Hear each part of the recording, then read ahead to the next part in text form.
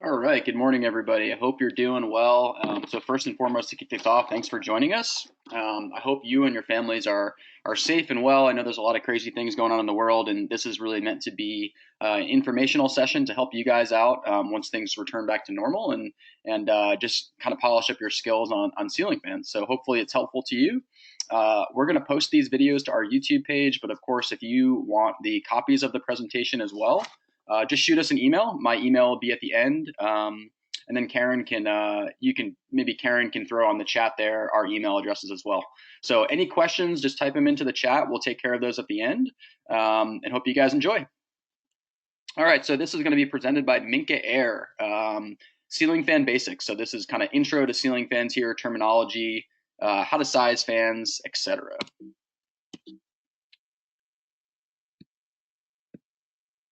So first and foremost, probably the most important thing when we're talking about ceiling fans and selling ceiling fans is how do we size a fan appropriately? Ceiling fans are obviously offered in multiple blade sweeps, which we just deem the diameter of the actual fan. So the greater the size of the room, obviously, typically the more airflow we need, or the larger the blades that we need.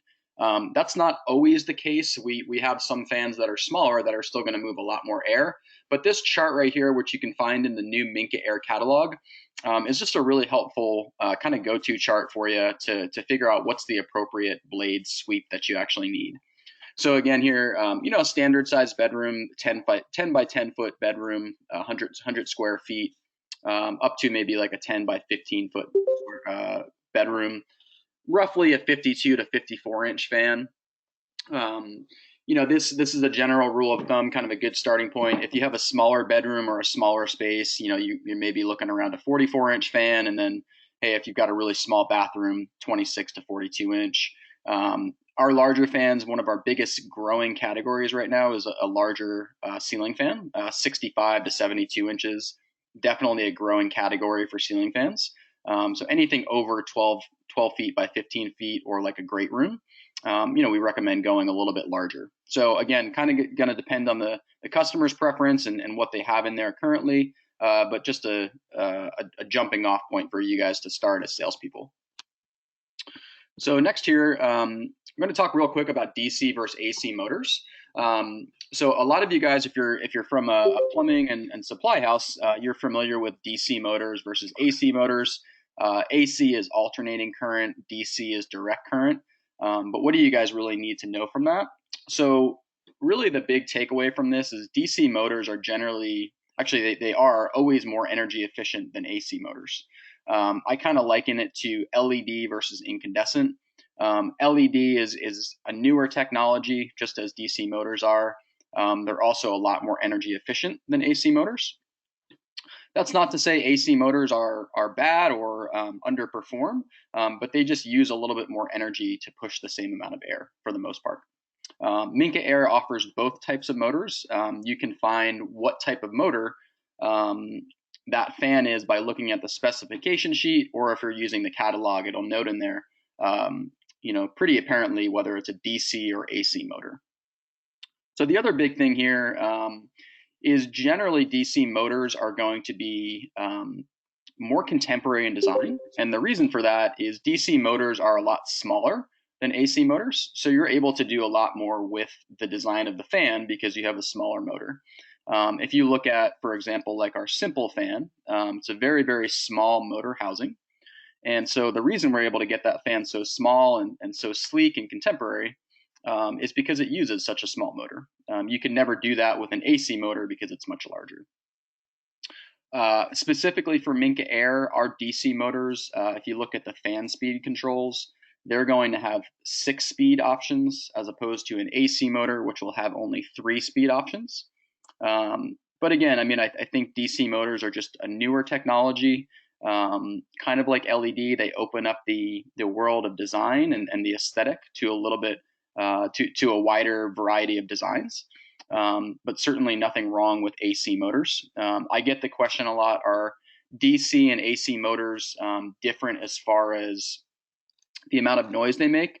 I would say there's not supposed to be noise at all with AC motors, but typically DC motors, people have noted that they are really, really quiet. You can barely hear them running at all. So next page here. So ceiling height, probably the second biggest question or thing you need to tackle as a salesperson when you're selling a ceiling fan is what's the appropriate ceiling height, or or if you're limited by ceiling height, what type of fan can you actually use? The majority of your customers are going to be working with 8-foot ceilings, and so what type of fan can we use on that ceiling to make sure that it's not hanging down too low? Or the opposite, if you have a really, really high ceiling, how do we make that fan hang down at the appropriate height?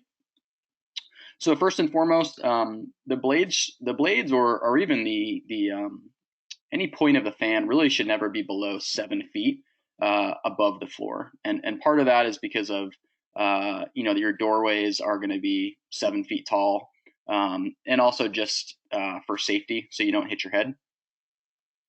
So for the most part, all Minka Aire fans are going to come with a standard 6-inch down rod, and I'll show you how to find that information. But for the most part, all of our fans will include a 6-inch down rod in the box. And so if you look at some of your ceiling heights here, this is again a very general chart, and we'll go into specifics. But if you have a 9-foot ceiling, you generally want to order a 12-inch down rod. If you have a 10-foot ceiling, generally we're going to order an 18-inch down rod.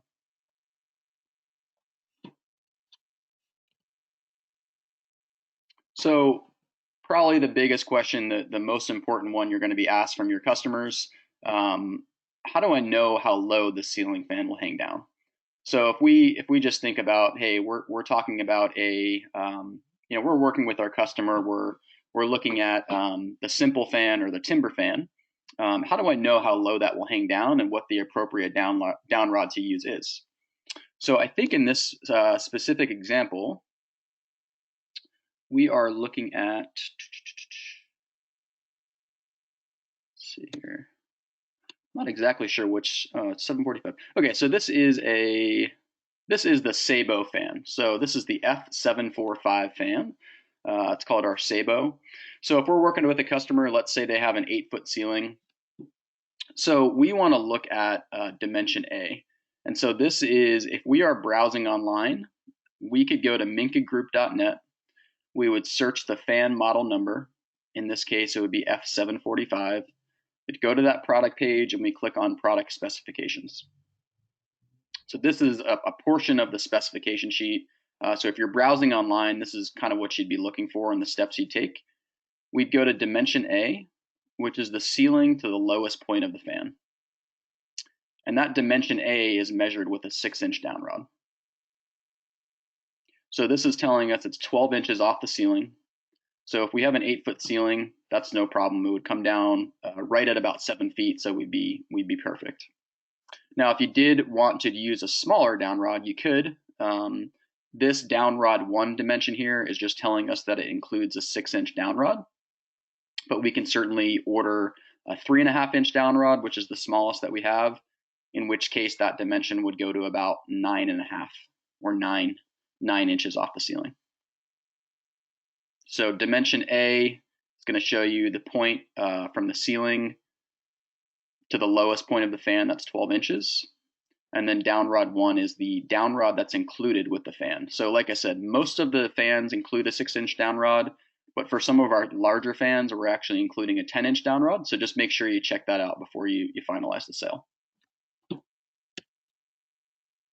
So if we're using the catalog, so some people prefer the online method, some people prefer the catalog. How would we find that in the catalog? So on page 439 of the brand new catalog, we have our fan specification chart. So in this instance, let's just look at the F516L, our concept model. Actually, no, let's not look at that because that's a hugger. So let's look at our slant fan, the F410L. So in the back of the book, we're going to turn to that page. Customers working with an 8-foot ceiling, and we want to find for the F410L, the slant, what's included with that fan. If we look at our down rod ID, it's telling us it includes a 6-inch down rod, and dimension A is 15.5. So in this instance, if you have an 8-foot ceiling, you'd probably want to order a 3.5-inch down rod for that fan, so that the fan would sit above 7 feet. So what is CFM? So again, we talked about how to appropriately size a ceiling fan. So a big portion of that is blade sweep or diameter of the fan. Really, though, we want to talk about how much air does that fan move. So CFM is the industry term used to describe airflow. So it's kind of the industry standard for how we describe how much air that pushes. CFM stands for cubic feet per minute. So the greater the CFM on the fan, the more air it's going to move. So Minka Air catalogs provide a CFM chart for both high and low speeds in the back of the catalog for quick reference. So this little chart right here can be found in the back of the catalog. And it's going to tell you on high speed how much CFM that pushes, and then on low speed how much air that pushes as well.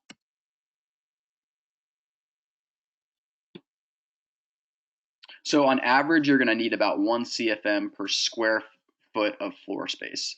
So my general rule of thumb is if you're working with a standard size bedroom, let's say anywhere from a 10 by 10 to a 10 by 15, really you want to have about 4,500 or above CFMs on high to really adequately move the air in that room. This fan here is called our Windmullen fan. And if you're using the catalog, as far as how to find CFM, there's 2 places you can find it. Number 1 is the Energy Guide box right here. And then also in the little bullet point there, it's going to say max CFM and then CFM on low speed. So you're going to notice here, this may be confusing if you haven't used the catalog before. Why is this number here different from this number here? So the reason for it is the Department of Energy requires that ceiling fans place the average CFM in this box. Now we can still include the high and low speed, but for Department of Energy standards, we have to actually put the average of the high and the low speed. So 6,600 is actually the average. This fan on high will actually move about 8,800 CFM.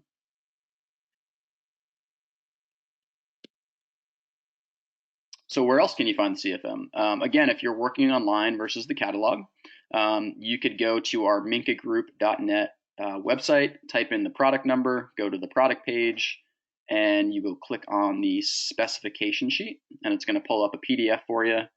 And just like we were able to find the downrod height, so in this case here, like I mentioned, this is a little bit larger blade sweep, 65 inches. This fan includes a 10-inch downrod, hangs off the ceiling about 15 inches.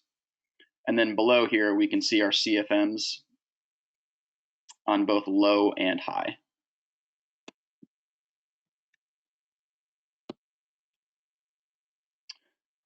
So warranty info, another big question you're going to get from your customers. The great part about Minka Aire is we're proud to offer a lifetime limited warranty on motors. So if anything in the lifetime of the fan, you could purchase it today, or it could have been in your home from 15 years ago from the previous owner. We back that fan with a lifetime warranty on the motor. So anything that's defective specifically with the motor, we would cover it. Whether it's a replacement fan or you choose a new fan that would work for you, we cover that. We cover that motor. If it has an integrated LED light kit, we back that with a 3-year warranty, and that's across the board for all Minka products, whether it's George Kovacs, Minka Aire, Minka Lavery, or Metropolitan. It's a 3-year LED warranty. And then after that, the majority of our LED product is replaceable. So a really nice selling point for consumers is, hey, even if it goes bad in 5 years, we're going to have replacement parts to solve the issue for you. Receivers and controls and electrical components are a 1-year warranty.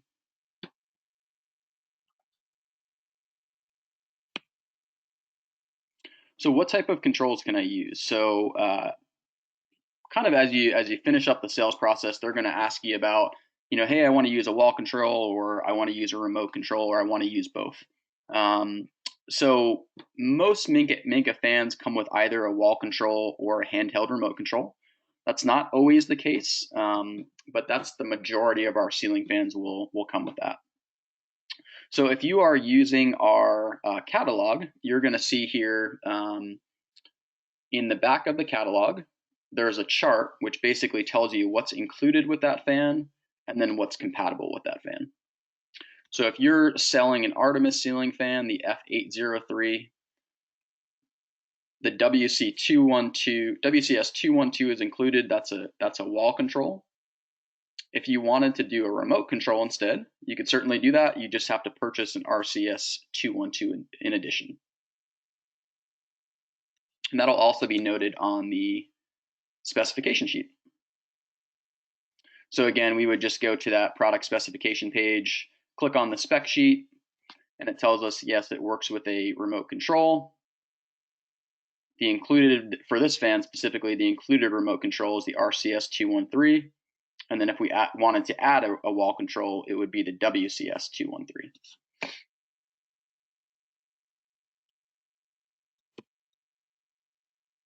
So LED light kits, obviously the new trend in lighting, and hopefully we're all aware of LED and just how much of a force that is in the marketplace, especially here in California.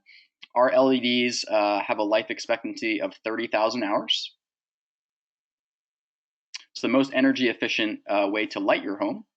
It's eco-friendly, so if you were on the call yesterday, it does not have anything that's harmful to the environment in comparison to fluorescents. And then the majority, if not all of our LEDs are dimmable as well. So we have various controls, compatible controls to make sure that those LEDs dim properly. And again, like we talked about, a 3-year warranty on any LEDs. So this is our contractor Unipack LED fan. That is a 3-year warranty on the LED light kit, lifetime on the motor. And we'll talk more about, as far as the warranty, how to diagnose whether it's a motor issue or a receiver issue or an LED issue coming up. So smart fan benefits. So a couple of things here. You're going to see 2 logos if you're browsing online or if you're using the catalog. You're going to see either a smart fan logo or you might see a bond compatible logo. So let's talk about smart fan benefits and what that means. Basically, smart fan allows you to control your fan from anywhere using your smartphone, Google Home, or Amazon Alexa. We offer a wide variety of smart fans straight out of the box or an existing fan with a bond device, and we'll talk about that in a sec. The great part about Minka Aire is if you don't want to use that technology, or the consumer is not really tech savvy or doesn't want to use that, they don't have to. They can still use the control that's included in the box, or if it doesn't include a control, just the on-off switch. But if you have somebody that's more tech savvy, they can certainly set that up. It's really, really easy to do.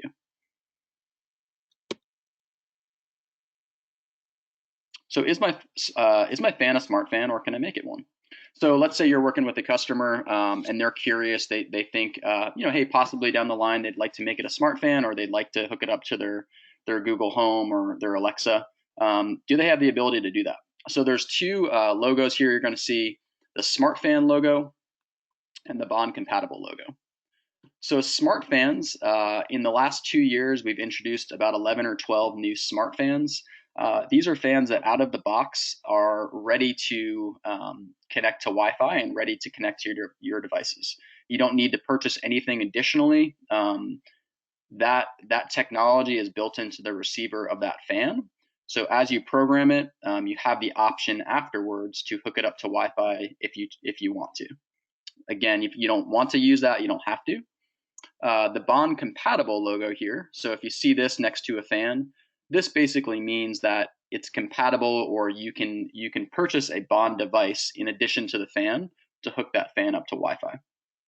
So let's just say you're working with a Sabo fan, the fan we talked about in the beginning. You have a customer that wants to hook that up to Wi-Fi.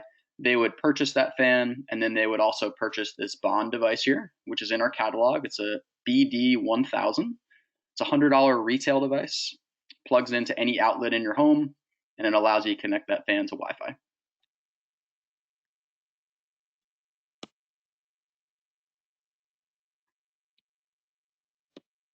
So troubleshooting, obviously a big issue or a big selling point for Minka is, hey, if we have trouble with the fan, if we have trouble installing it, who do we call? What are the appropriate steps? So we always advise if a customer is having issues, first call into technical support. they of course will want to call, you as a salesperson, or us as a rep if we're involved. Really, the reason we encourage you to use tech support is because they're the first in line. They're going to be able to diagnose that issue. They're going to be able to run through a couple tests and kind of quickly and definitively tell you what is needed, whether it's a part or a replacement fan, or just help you with the installation process. So it's not because we don't want to help the customer.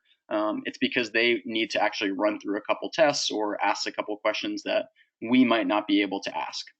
So that's the number right there, and pretty easy to find that number on the Minka website as well.